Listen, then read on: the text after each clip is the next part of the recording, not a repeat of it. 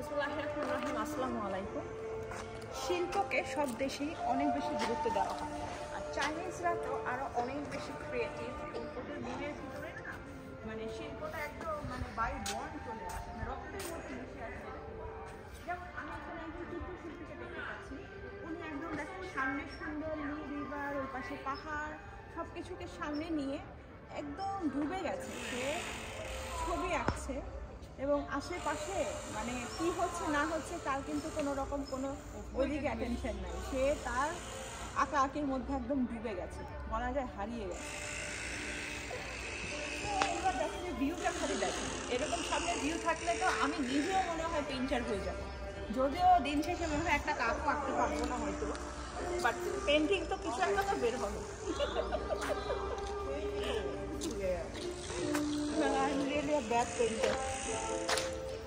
এখানে আরো একজনকে দেখতে পাচ্ছি যিনি আসলে কিছু একটা আঁকছেন। ও আচ্ছা, এগুলাকে কি জানি বলে, তৈলচিত্র মনে হয় নাকি?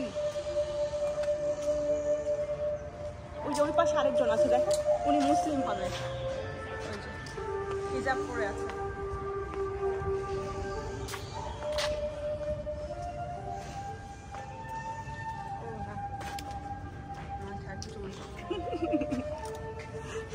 এইগুলাকে আমাদের দেশে ফ্যান কচু বলে, ফ্যান কচু। আর এই পাশে সবাই এক্সারসাইজ করছে। পরিবেশটা এত সুন্দর এখানে, তো আসলে নদীর পাশে সুন্দর সবাই এক্সারসাইজ, কি সুন্দর মিউজিক। হ্যাঁ, আর হচ্ছে বাতাস।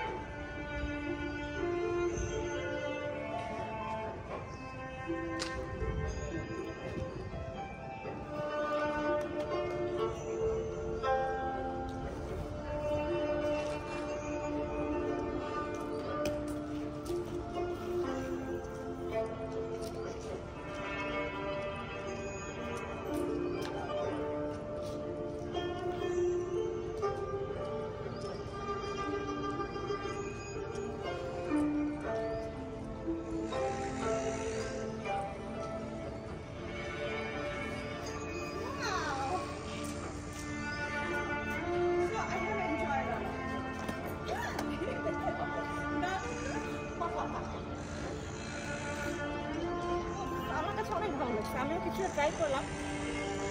তো নদীর দৃশ্য দেখে দেখে আমি এই ভিডিও থেকে বিদায় নেব।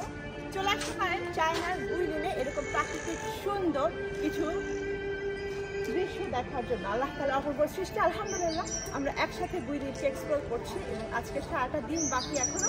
দেখা যাক আপনাদের জন্য কি কি সারপ্রাইজ নিয়ে আসতে পারে। রেজান আলম জয়ের সাথে থাকবেন। আল্লাহ হাফেজ।